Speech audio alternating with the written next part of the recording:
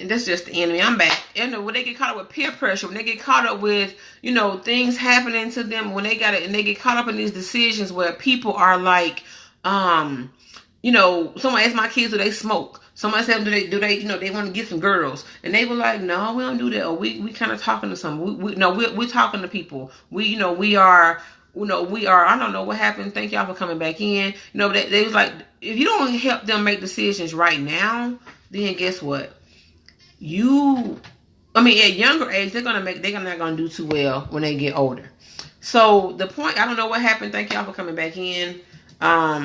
Somebody did something on my phone and it went away. But my point is this: if you don't help them, like even with choices, when I used to cook dinner, they say, well, they just eat what you give them. Well, I ain't gonna make 50 meats or 3 meat servings, but if I say, what you want, if I'm cooking chicken, what do you want with it? Then, okay, I can ask them. Thank you all for coming back. I don't know what happened. It went away something. But if I said, do you want macaroni or corn? And they said, just fix whatever. But I'm like, you can ask them. That you are teaching them discipline. You're teaching them decision making. You teach them how to, that they have options and choices. And with my girls group, with my other, hello everyone, thanks for coming back. With the things that I was telling you all about, I'm trying to go on my computer to tell everybody I'm back on Facebook.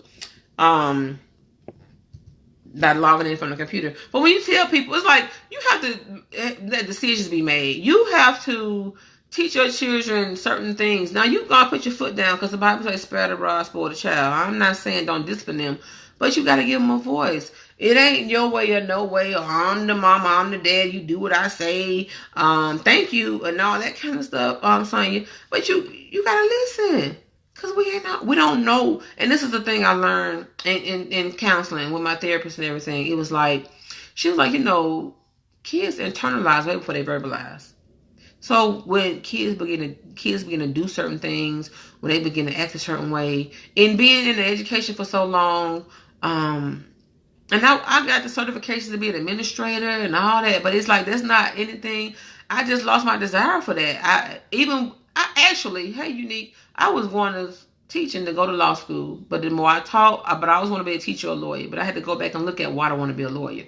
It was more about I love the debate, healthy debate, but my point is this: when you're in the situation, when you're in the environment, one thing you learn, and I know everything, my experience has prepared me for the journey.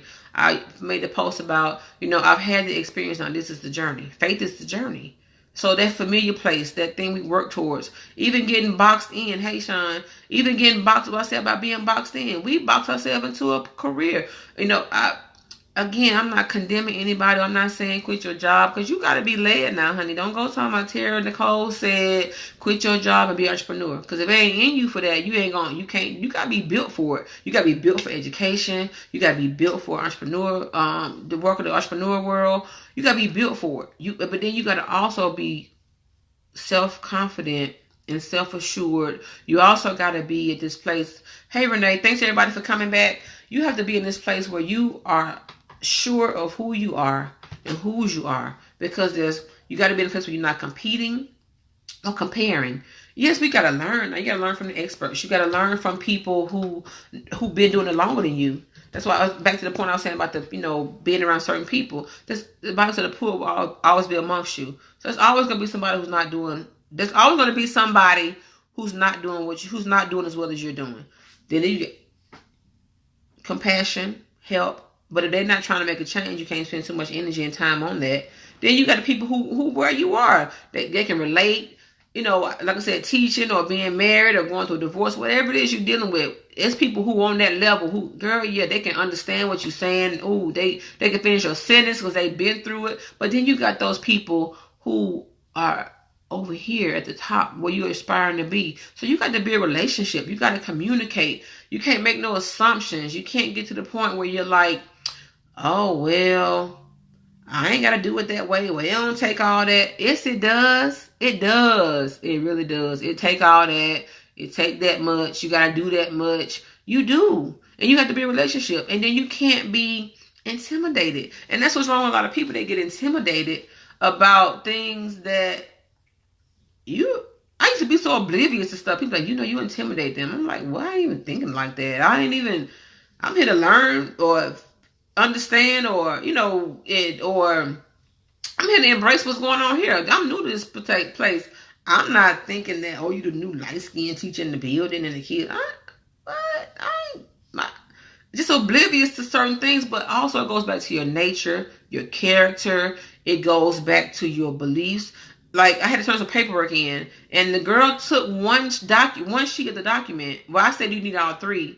And she was like, well, no, we just need the one that talks about your mortgage. I said, okay, cool. So I go back to deal with that situation again, and they were like, well, we didn't acknowledge the document because your name not on it, your address not on it. I'm like, but it's in my file. But I guess you have people who do so much fraudulent stuff or lie so much, but that never, I'm like, but she took it. And I'm like, but it never crossed my mind because I don't think like that. Am I perfect? No. Do I get lazy sometimes? Yes. Do I not feel like it sometimes? Yes. Do I get to the point where I'll be like, I don't want to help them? Even, for example, last night, it was like we did 40 days of prayer. Yesterday was the last day. We got up every morning to command our morning, command our day. Not just about us, but other people attached to us, associated with us, the world. And in that, God was like, don't be moved by the chaos. Don't let what's going on around you shake you. Stand firm, stay grounded. What you see, you see. What I'm saying to you, I'm saying to you. Even for me, it's like, I think he's saying go this way, then he lead me that way. And, entrepreneurship is like, but so right now it's like, it is about what I know, but it's not about what I know. It's about how he leading me. It's about, I may have someone I want to talk about. He said, don't talk about that. Like last night, he said, no, do a call, pray again tonight. Close it out where everybody have a chance to get on the call. And I'm like, I don't want to do that. I'm like, I don't want to. I want to go get my book. I want to get my notes. I want to write my stuff. I want to prepare my groups. And then I got a text from somebody in the group, and she was like, it was from YouTube. And I was like, okay, God. But obedience is better than sacrifice. And when I shared that with them, transparency, honest, open, transparent, like, y'all ain't even going to do this. I didn't want to. And then one of the girls, she was like, if you wouldn't, I would have been so mad at you.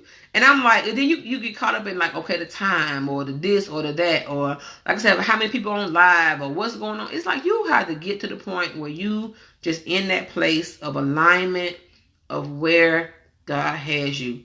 Allah, Jehovah, greater being, higher being, universe, whatever you want to call it.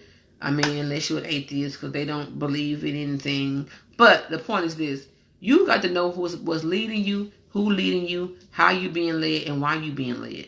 And then you got to walk in your gift. You got to walk in your purpose. You got to get to the point where you realize or recognize or understand that it's about the money, but it ain't about the money. That's why he said your gifts will make room for you. If you work your gifts, if you work your magic, if you work that thing that he's giving you, whatever it is, artist, draw, somebody who can draw, a singer, it's like Sonya, she that has her boutique.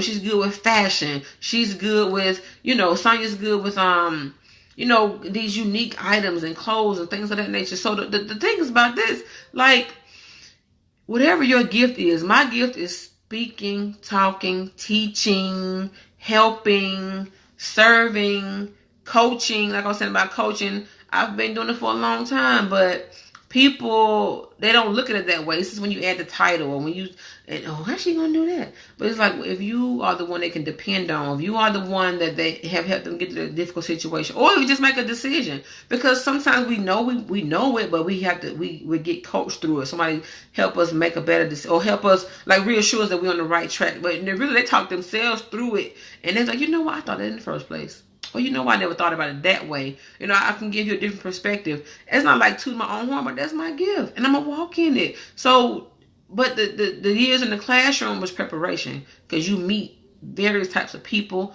various situations, from those who are affluently wealthy and got it going on, from those who come to school because they got to eat. They come to school because it's warm. They come to school because this is the most, like, we talking about on the call, this is the most socialist, the most social they're going to be, because the summertime is over. You sent somewhere, you at somebody's house, you don't know. They talk about people who make food donations. And when summer comes, the donations are less. So you never know what somebody's going through. That's why you have to be grateful at all times. Walk in the attitude of gratitude. You do not know what somebody else is going through. But then you look around you, your life could be worse. Now we have issues, we have problems and all that kind of stuff, whatever words you want to use for it. But somebody would love to have your issue. Somebody would love to have your concern. Somebody would love to have that thing you got to figure out. Somebody would love to figure out, want to know what do I use in my free challenge for my landing page. Somebody would love to have that problem that I think I have. Oh, what am I going to call this coaching group? What do I call this coaching group? Who do I develop it for? Who's my target audience? Someone would love to have that as opposed to what we're going to sleep tonight, where we're going to go tomorrow, what we're going to do. So it's like you have to be grateful, have an attitude of gratitude, walk in your calling, walk in your gift, be able to let go, be able to accept that God says it's time to move on. You got to be able to accept the fact that the season is over. But you got to get to a place also where you got to understand that I'm in this point in my life, I don't want to miss another season. I don't want, not God bring things back around. He'll still bless you. Grace is, new every morning. Your mercies, mercies are new every morning. Grace is sufficient. He ran on the just and the unjust. All this stuff is true. But if you know that your life is supposed to be in a different place, a greater place, there's a greater calling, spiritually so and naturally so. You don't have to go to heaven to have it on earth. Jesus wasn't poor. Disciples weren't poor. You don't have to struggle. They don't have to be your hashtag. The struggle is real. We do it jokingly, but some people really hold on. They don't have to be your lifeline. They don't have to be, it's too much, it's too hard. The more I was sharing with them about one of the affirmations, the entrepreneur book that I have, affirmations for entrepreneurs. And it's like, everything I need is given to me. Everything I need is given to me, and I have enough to give out.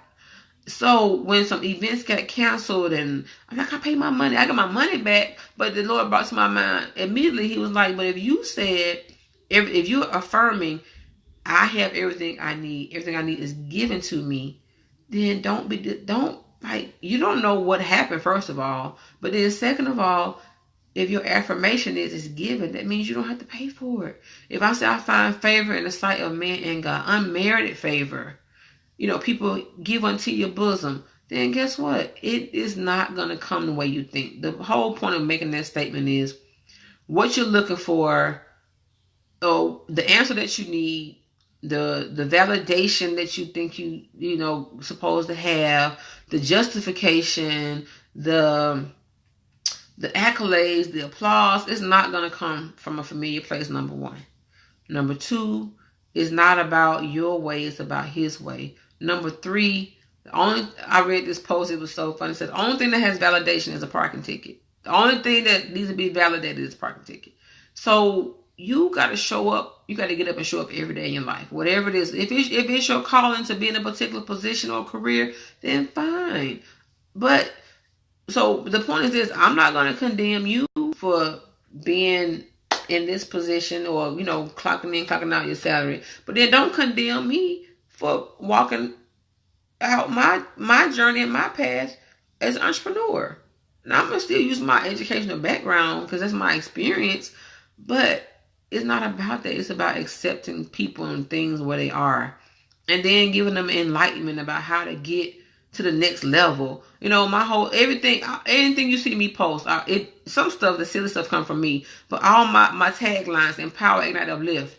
With my girls organization, empower, educate, enrich. Trust God, trust your journey, trust the process, trust his plan. Stay focused, stay the course. Everything that you see me hashtag or do, it is something that he gave me. Even with Let's Get Hot, unique images. I'm going to tell you, that was one of the most trying times in my life. We going through this thing with the house. I'm recognize my marriage is failing. He going this way, I'm going that way. But every painful point in my life, you're not supposed to look like what you've been through. But you don't deny it. But if you don't look, that means God graced you through. He brought you through. But my point is this: even when we have children, with every painful point, there's something being birthed. You give birth to something else. So with our children, that's literal.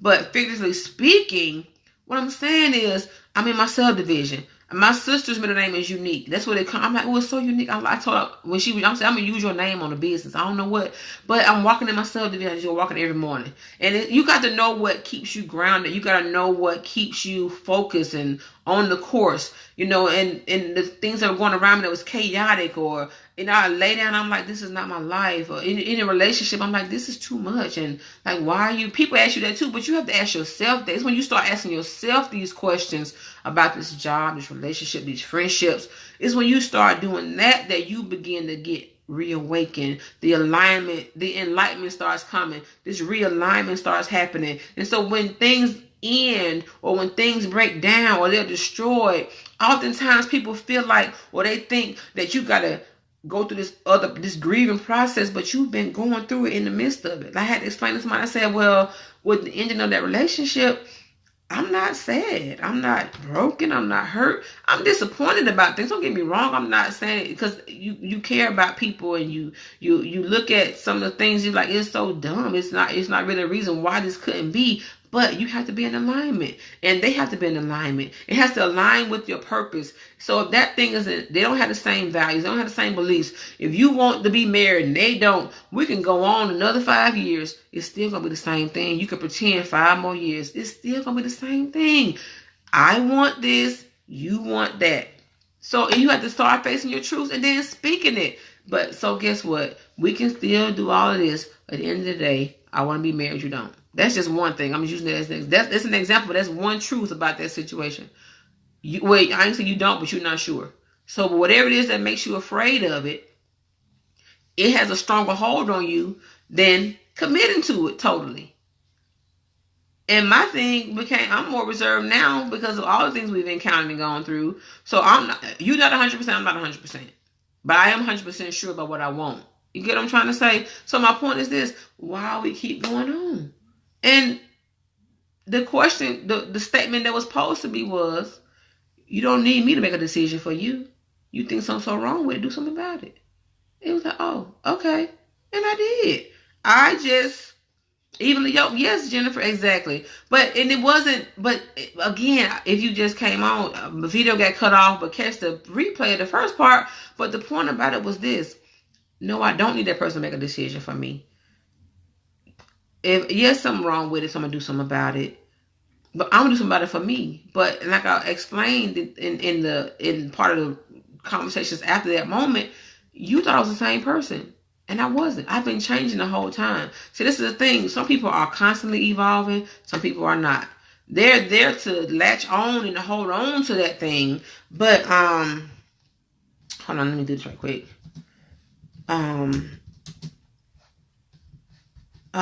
They're there to hold on and to get what they can get. And sometimes they're afraid of it, or they've never experienced it before. But the problem is, hold on, I'm sorry. The problem is this. They have been, and we do it, us as adults as well. We, or whatever it is we're dealing with, we've done it in our life before, I'm trying to say. We have approached certain situations the same exact way every time. And you can't do that because it's not the same with every situation. The people aren't the same. The how you can maneuver or manipulate is not the same. And then also you can't overlook. I'm sorry, and you can't you can't bypass. All of us have done it before. Nobody's exempt from it, but from red flags and things of that nature. If it's a duck, it's quacking. It's a duck.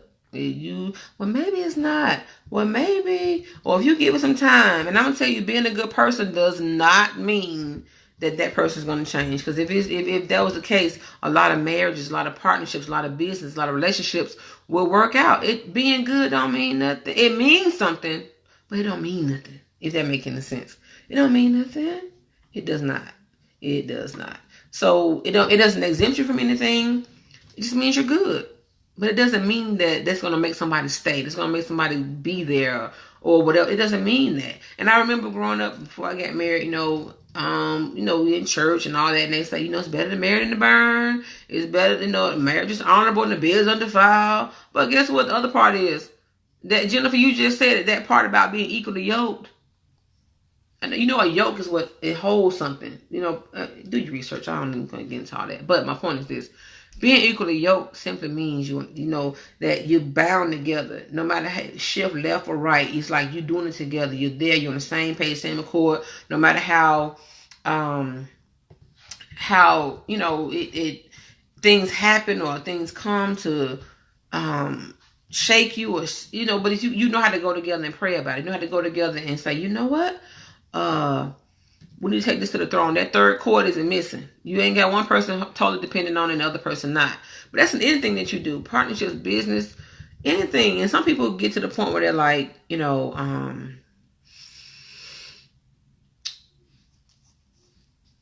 they want to stick to something or stay in a situation because of the perks that come with it. But if it's not for your highest and greatest good, yeah, it's for the money, but you're miserable. Yeah, you're there for the money, but you don't want to talk to nobody when you leave. You don't have fun. You don't want to be there. You're there for the money, but what else? But what else is it doing for you? What other purpose are you serving? How do you feel when you leave?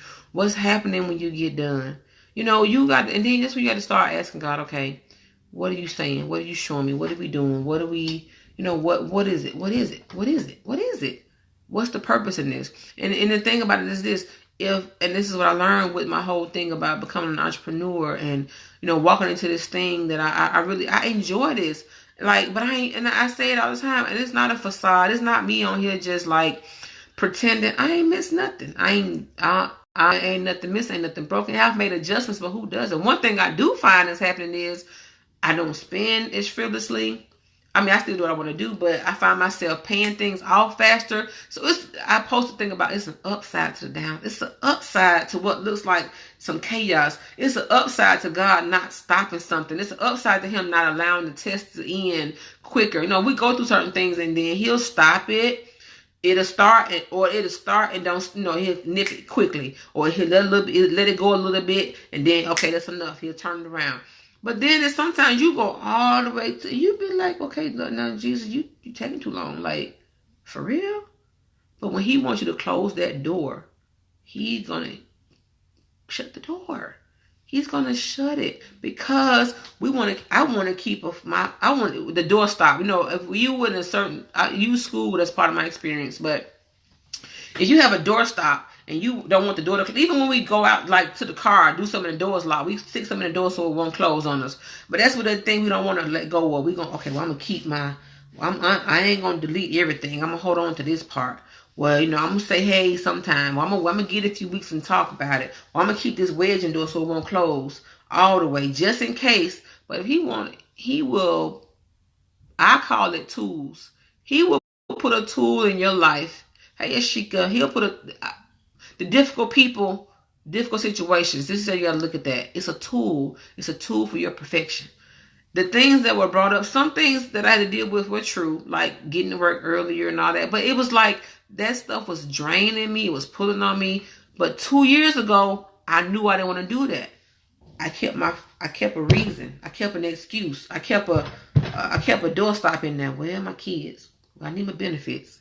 Well, my contract. Well, you know, I do know this. Well, I know this. I know. But all those were just excuses. But when deep down inside, everything is affecting you. How you show up, your you know, I started looking at, I was such a stickler for everybody. You could go ask kids I taught in 1998, all the way probably to those 3 years ago. Oh, you don't got your black pen for Miss Avery class. Oh, you don't have your, you ain't got your binder. Oh, you late. Oh, you didn't do your research paper. You already know she gone. So it was like, but it was building something in them. It was just, they just knew what to expect. But when that is being taken away from you, when you're losing your power, education is so much more than just the books. And that's another reason I'm not teaching nothing. I don't want to have to curtail everything I say, or you can't. It's all about relationship building with teaching. It's about being able to building a rapport. It's about discipline. It's about structure. It's about letting them know you can overcome something. The more you expose them to certain things, the more they'll know, oh, my world or what I see is not the only world. That's not, it's their reality, but that's not the reality. You know, oh, somebody, you can live better. You can do more. No, you don't want to chase titles and labels, but you do, it's certain things you want to aspire to have and attain. You want to own something. You want to rent forever. You want to lease forever. Nothing wrong with that, but I'm saying you want to have options. So if you want to lease, then fine, but I want to own this. So but if they don't know that, or you ain't got to be crooked on everything, you ain't got to lie about this, you ain't got to live downstairs, your mom upstairs, your grandma downstairs, and I'm not, again, I ain't condemning it, but what I'm saying is if there's no exposure, even as adults who won't have exposure, we're limited. So you can't get boxed in, like I said. Don't box yourself in. Don't let people box you in. Yes, have boundaries. Yes, establish some rules, but don't be afraid to be uncomfortable. It's scary as hell. Excuse me, mama. It's scary. It's something you be like, I've been on the other side of this thing. I've been on the side where I'm on your landing page, not creating my own landing page. I'm in your group, not creating my own group. I'm the one who I've been the one taking your challenge, not creating my own challenges. So my point is this. But it's a good scary. It's a fun scary. It's a peaceful scary. I ain't even say scary. They say do it afraid, do it scared, do it anyway, go for it, jump, leap. I'd rather fail trying than fail by not doing anything at all. I'd rather learn my mistakes now as opposed to learning them later. I'd rather get to the root of the problem now as opposed to being blindsided. Oh, we know what that feel like. That junk will have you be like, did that just happen? I got totally blindsided in my last relationship by something. And people are like, well, he should have just did this, did that. But when you caught off guard by some things, you don't really know how to function. And it's like, I love the color purple. But like Miss Celia say, everything you done to me, I already done to you. But so the people, like, they think they're embarrassed, but you're embarrassed too. So my whole point is, like, everything that you're thinking, that they think you're thinking, or you think they're thinking, you both thinking the same thing, but it's just from the different end of the spectrum. But the thing is common. How do I tell somebody this? How do I share that? Well, how do you explain this? And I explain to someone else, like, this that you know. Now, like a Venn diagram, I'm teaching, Venn diagram is two circles. In the middle, there's this thing about, the commonalities. On the outside is the contrast, right?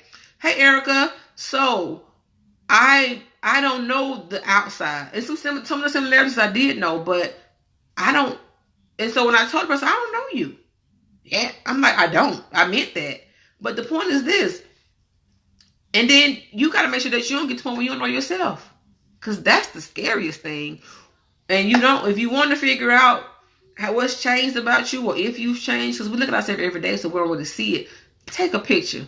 Be in the picture. Let somebody, and you see, I was like, that's me.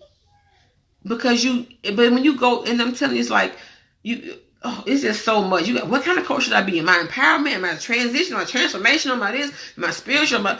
Honey, that's what we're talking about, the options before the video cut off. Fall back. Retreat, go within, ask God to show me. Don't just talk to him. But then, like I told him when we ended our prayer group, we've been at this for 40 days. God will bless you for your faithfulness. Do you think he's going to let you show up for 40 days consistently? Every morning at 5 and 6 o'clock, or at 7 and 8 o'clock, whatever we had to make the adjustments with no interruption for 40 days and not bless you? But you got to fall back now, and you got to stand on it. You got to stand on what you believe. If he call you to be an entrepreneur, he call you to do business, whatever it is, preach, teach, dance, sing, hoop, holler, turn backwards, flips, I don't know. It don't matter. But whatever it is, that thing that you want to do, and you keep sitting on it, that gift, that thing that's tugging at you, and you keep finding a reason not to do it. I can't leave now. I hear people say, well, I got 1 more year to go, or I got 6 more years to go. I was like, Jesus, I ain't got 30. I can't get to 30. I ain't going to make it to 30. I ain't going to make the 30 in the classroom. But I ain't have a desire to be a principal no more. I got the certifications and all that.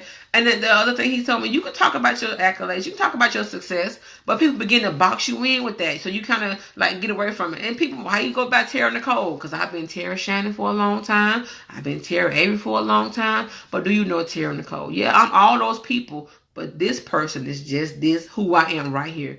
This is me, like Tara Nicole, not Miss Avery, because you associate me all as a teacher, or somebody, or Miles' ex-wife, or Malik and Cameron mama, Or Miss Shannon, oh, I knew you from high school, I knew you from college. But no, have you been along with me through each transition, through each transformation? With each transition, there's a new thing. There's old things that passed away. New things are being made and formed. So it's like each transition, each transformation, there's something that God is allowing you to rediscover about yourself, to discover, but oftentimes rediscover, because we let life, as I mentioned in one of the other broadcasts, you get smothered like the hash browns at Waffle House. You get smothered and covered, fried, that laid to the side, extra all the way over the top, and you don't even you be like, well, what I like again? Is that my favorite color? Do I want to do that? Or do I like this? Or you don't. The Lord has been putting in my spirit about laughter. Laughter is a natural healer. Laughter is. Thank you, Stephanie. Laughter is. It's a healer. Stress will kill us, and stress creates disease. But I'm telling you, laughter heals you. When I realized that my divorce was going to be a divorce, and we were losing the house, but it was like God orchestrated all of that, because I'm the type of person, I'm going to find a way. I'm like, oh, I don't need him to pay for this house. I can pay for this house. He can go. We ain't got to be together. But God would let me know, you think I can't give you another one? I gave you this one. It wasn't about the house. It was about getting out of that situation. I'm not saying he's a bad person like that, but it's about our personal relationship, our personal walk, our highest and greatest good. God knows who we are. He knows how we built. He knows I'm going to give it 200%. I'm going to give you 100, but I might give you 200. Because I believe that if we just get it, if we come together at the right time, we're going to make it. But guess what? They got to give 200% too. That's in business, work, partnership, friendships. You can't just be the rescuer. Again, no condemnation, no jabbing. But everybody's checking your strong friend. How long is that going to last? I'm not saying it won't. Please don't take it the wrong way. But think about everything that's been in media. The Dove commercial, the boy wearing the shirt from the department store, the this, the that. Don't just get on the bandwagon. Do something because you believe in it. Like, I check on my friends all the time. I tell people, because if I see your face, I hear your name. My friend Keisha be like, you got that spooky stuff. I be like, whatever. When I don't act on that discernment that I have, then that's me being disobedient. But I'm like, I ain't gonna jump on the bandwagon. I ain't about to. And I'm like, I'm just thinking about you. Or that person will come in your path, come across your path. But my point is this: figure out. You ain't got to figure it out. You just have to ask God, what is it? What is your plan? He said, I know the plans I have for you. It's to give, not to harm you, but to give you hope in the future. We want to help everybody. We want everybody to be helped. We want them to be successful, but they got to want it just like you do. I knew I couldn't do it for 30 years. I'm like you, Steph. I said, God, I knew I didn't want to be in the classroom anyway, but it's like, but I don't want to do this at all. I do want to teach. I do want to share. I do want to help. I would love to help. I want my own business. I want my own learning center. That's if I went in one of my binders from 2005. Like I was saying before, I birthed Unique Images in one of my most painful moments. It wasn't painful, but it was like, God, are you really? It's painful because people lying on you. It's painful because you look like people getting away with it. I'm like, really? I ain't got no PDP. I ain't got no write-ups. Only thing you say is you use time. I corrected that, and then we come back. We come from the left from whole. You're incompetent. You are ineffective. Ego will say, what you mean? I'm ineffective. You check my record. You check my test scores. All my kids pass. But ego you don't have to have it. You don't have to exclude God out. Let him handle it. Because and then he brought to my remembrance everybody who ever come against you. First, he said, touch not my lips, nor do my prophet no harm, number one. But number two, giants fall. And sometimes people think they got to get by, or think they got away, so that when they come down, they got to come down from everybody they did something to. Not just you, but it takes running to that one person, that one right situation. And I was thinking, I'm like, Lord, why is this situation back up again? Like, all right, you told me to let go. I did. No resistance. Because I know something greater is coming. But that all comes with maturity as well. But I'm like, but what's this for? Because he says not finished.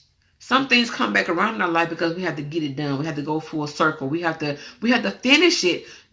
And people talk about karma, but that reaping and sowing has to be complete. That seed time and harvest has to be complete. So I'm just, like I said, this was just freestyle. I want no topic, want no this, no that. I'm not in the place of comparison or competing. I love TED Talks. I love this. I love that. But I'm just Tara Nicole, here to empower, ignite, uplift. Coaching is my jam. Empowering is my jam. Speaking is my jam. Consulting, even with God began to show me, don't talk about everything so much, because the same way people pray for you, they pray against you. So I don't talk about my book that much. I talk about it with people who need to know about it. But even with that, when things get rerouted, things get redirected, restructured, you don't question it. Just say, God, show me why. Because most of the time, He's protecting us from something. But we don't look at it that way. We look at, why this happened? Why that didn't work out? It's for your greatest and highest good. He said, I know the plans I have for you. Oftentimes, He's protecting us from something. Because sometimes people mislead us. They lie, smiling faces tell lies. It could be just the fact, you've ever seen a company, people talk about all the time stocks and bonds. They go do stocks, and that company fails like 3 months later. Oh my God, they went out of business. Well, the Ponzi schemes and all that stuff. You don't know what He's protecting you from. And the thing about it is, if He's saying, go, trust Him. I got another house and I got it single.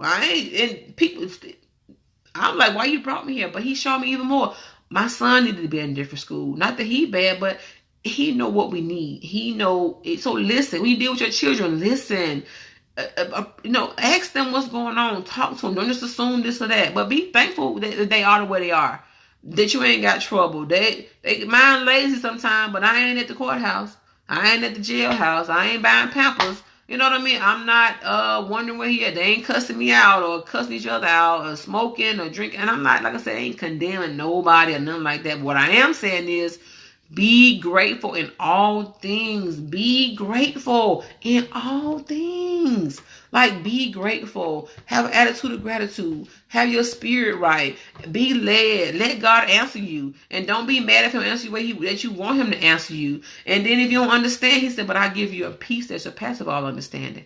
That's why I know people wait. I can hear it. And sometimes it's spooky to me. I'm like, I don't want to know. I don't want to discern. I don't want to pick it up. I don't want to see it. I don't want to hear what they're saying. Oh, when's she going to do this? And every time I get that question, oh, you ain't applied for a teaching job yet? Hey, Sherry. You ain't going to just apply for another job? You ain't going to just do this? Oh, why? Oh, so you just going to let your teaching go to waste? It's not going to waste. Because the over 10,000 people, students, and adults that I've touched from 1998 until 2017, and even to this day, that's not a waste. I got several kids who weren't thinking about college who went to college. I got several kids who weren't thinking about a second degree, talking about a first degree, who weren't thinking about even just graduating from high school, who did it. So guess what? It's not waste. All things work together for your good. All things work together. Not just some, but all. Especially if you are called according to His purpose. So when you know what your purpose is, you know what your plan is, not you know it, but you know it because He showed it to you, then you can do it with courage. You got to stay humble. You got to stay in a place where you are, you got to stay in a place of humility, but you got to stay in a place where you are sure. You got to be like that tree planted. You got to be like, and right now, even we talk in our group, our prayer group, and when I'm talking to other entrepreneurs, I'm like, you know what? You got to get to the point where you be like, God, you know what? This on you. This ain't on me. Now, I didn't go through with the thing hearing. I didn't fight it. You said release it. I released it. But guess what?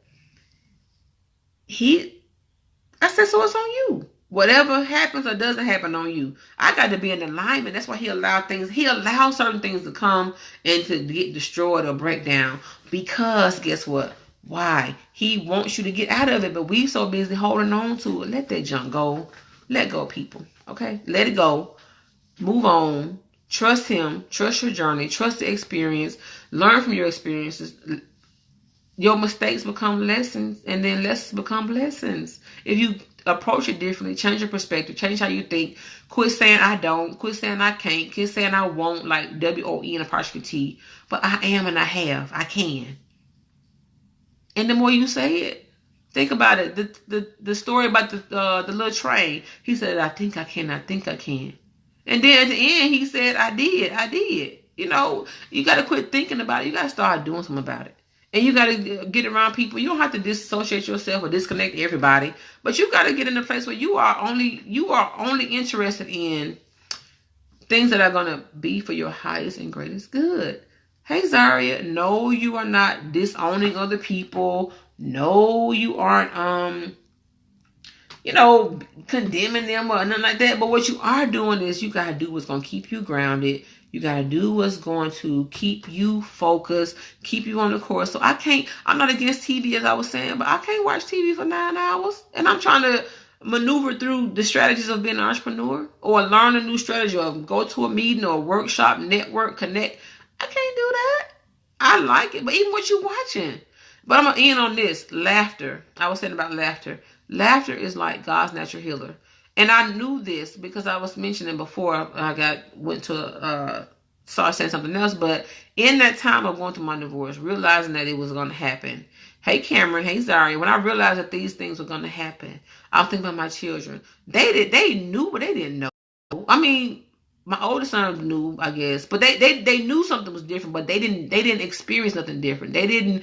But when I tell you everything that was free, what's that place? American Adventure, that was by Whitewater. Everything that was free, we went. So life, it didn't really change per se, but it did. And before Tyler Perry blew up the way he did, I'm gonna tell you what got me through a lot of the situations. Even after losing the house and moving out, I ain't gonna say lose. I'm gonna say being released from it. Let me change that word. Being released from that and the situations. Even being released from when I changed schools. Being released from friendships and bondages with friendships, and people having expectations of you, but they don't want to live up to none. But it was laughter. And I stayed sick a lot. I mean, I'm like upper respiratory infection, this and that, flu. It was all stress. Hair strong this week, next week, this side short, this side long. I'm like, I don't know what's happening. So I've always been I listen. My commute used to be so long, so I used to get audio. I love my Expedition because they had a cassette tape and a CD player. Forget you, whoever say I'm old and old school. I love the cassette, and I still love my CDs. But I would listen to stuff, and I listened to this tape, and it was still, tapes were still popular then, and it was about stress, and it was like it bring on disease, it bring on sickness, and it was like it was talking to me. Everything I was feeling and going through, I couldn't stay healthy. It was all stress. It was all from holding on. It was all from trying to figure it out. It was all from trying to make it my way. It was all from not walking in the spirit of acceptance. There's a great book called Embracing Brokenness. Oh my goodness, that book really helped me understand about what was going on with me. And it was like, it's about rediscovery. It's about, the things that we shrink on because somebody make us feel condemned about it, or make us feel bad about achieving or accomplishing it. So we don't talk about it. It wants you to bring that back to the surface. It wants you to walk in what God has given you, rediscover. Like I said, for me, I've always been, it's A or B. It ain't A and B. I've always been left or right. Now, whatever happened on the right happened. Whatever happened on the left happened. But I've never really had straightforward. I understand you got to broaden it, but when you're trying to get something done, I'm just like this. But the other part of it is this. I've always been A or B. People are, you stubborn, you this, you whatever. But that part of me